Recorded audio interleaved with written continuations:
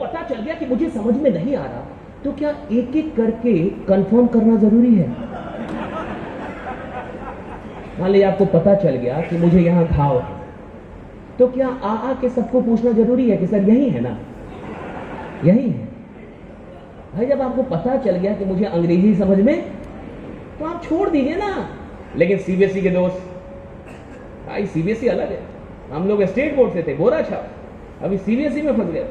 CBSE के बच्चे भी अलग होते हैं थोड़े, सीबीएसई के लड़के अलग होते हैं थोड़े, हम लोगों से ज्यादा स्मार्ट होते हैं।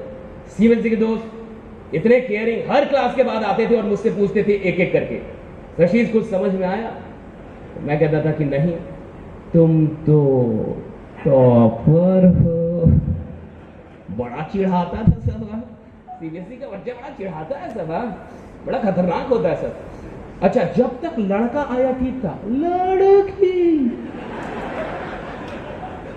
गांव के बोरा छाप स्कूल में लड़के का बोरा यहां होता है, लड़की का बोरा यहां होता है, दूर दूर तक कोई नेटवर्क काम नहीं करता है।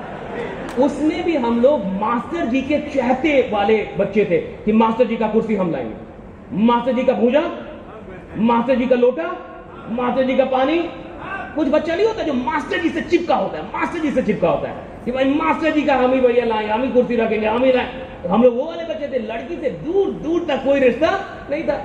लड़की आके शशीष मतलब नहीं आया, तुम तो टॉपर। मैं उन मास्टरों को खोज रहा था जिन्होंने मुझे इतना नंबर दिया था।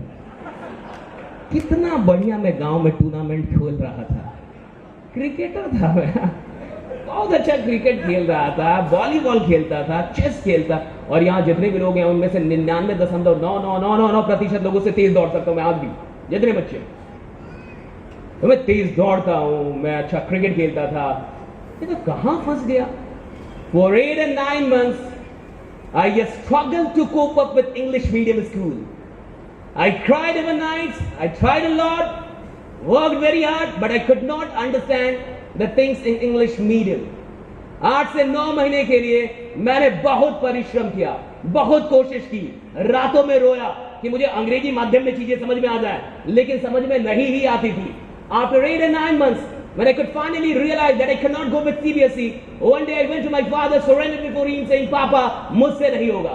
8 से 9 महीने के बाद जब मुझे ये एहसास हो गया कि मैं फेल हो जाऊंगा, एक दिन मैं अपने पिताजी के पास गया और उनके सामने सरेंडर किया कि पापा मुझसे नहीं होगा, और अगर मैं सीबीएसई में रहा तो मेरा तो 1 साल जाएगा, नाक आपकी कटेगी। मिठाई आप बंटवाए थे, मैंने मना किया